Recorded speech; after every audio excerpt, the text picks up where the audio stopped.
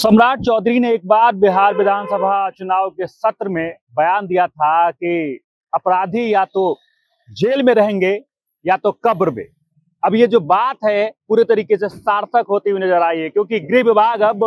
सम्राट चौधरी के हाथों में है, पुलिस विभाग सम्राट चौधरी के हाथों में है और सत्ता का पावर सेंटर जो है अब वो बीजेपी और सम्राट चौधरी के हाथों में पहुंच गया है। पहली बार ऐसा हुआ है पिछले 20 सालों में कि नीतीश कुमार के हाथ से गृह विभाग निकालकर अब बीजेपी के हाथों में यानी सम्राट चौधरी के हाथों में दे दी गई है। यानी सत्ता की चाबी एक तरह से माने तो अब सम्राट चौधरी के हाथों में दिख रही है, क्योंकि एक गृह विभाग में यानी पुलिस के सारे विभाग हो गए, तमाम जो प्रक्रिया होंगी अब सम्राट चौधरी के अंदर से होगी। यानी पूरे पावर मोड में अब दिखेंगे सम्राट चौधरी, क्योंकि उन्होंने एक बयान भी दिया था कि अब प्रशासन जो है अब एक्टिव में दिखेगी, या तो अब जो अपराधी हैं वो जेल में होंगे या तो कब्र में होंगे। यानी यूपी का जो एक्शन मोड है, योगी आदित्यनाथ का जो मॉडल है, अब उसको निभाते हुए सम्राट चौधरी नजर आएंगे और आज वो पदभार भी लेने जा रहे हैं। आज अपना जो कार्यभार है वो भी संभालेंगे, यानी आज से पूरे एक्शन मोड में भी दिखेंगे सम्राट चौधरी। लेकिन आपको बता दें कि कई और सारे पॉइंट्स आपको बता दें कि क्या कुछ प्रभाव देखने को मिलेगा।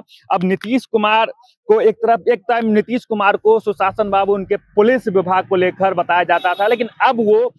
पावर जो है अब बीजेपी यानी सम्राट चौधरी के हाथों में गई है। वहीं बात कर लें आईपीएस, डीएसपी, थानेदार की नियुक्ति को लेकर भी जो तमाम जो प्रक्रियाएं होंगी वो भी अब सम्राट चौधरी के हाथों में जाने वाली है। और साथ ही कानून व्यवस्था पर जो विपक्ष लगातार सवाल अब नीतीश कुमार से पूछा करते थे, अब वो सवाल जो है अब वो सम्राट चौधरी से पूछा जाएगा, क्योंकि सम्राट चौधरी के हाथ में कानून व्यवस्था होगी, सम्राट चौधरी के हाथों में सत्ता का एक तरह से पावर होगा और थोड़ा सा जो पावर है वो नीतीश कुमार के हाथों से फिसलता हुआ दिख रहा है। क्योंकि पिछले 20 साल में पहली बार ऐसा हुआ है कि बीजेपी के हाथों में बिहार का गृह विभाग गया है। यानी एक्शन मोड में बीजेपी भी दिखने वाली है और एक्शन मोड में सम्राट चौधरी भी दिखने वाली है, लेकिन थोड़े दबाव में भी बीजेपी और सम्राट चौधरी होंगे, क्योंकि अब सवाल जो होंगे वो नीतीश कुमार से ज्यादा बीजेपी और सम्राट चौधरी से बिहार में पूछे जाएंगे। बाकी इन तमाम खबरों को लेकर, इन तमाम वक्तव्यों को लेकर, इस पावर को लेकर आपका क्या कुछ कहना है कमेंट बॉक्स में जरूर लिखें और देखते रहें सच टॉक।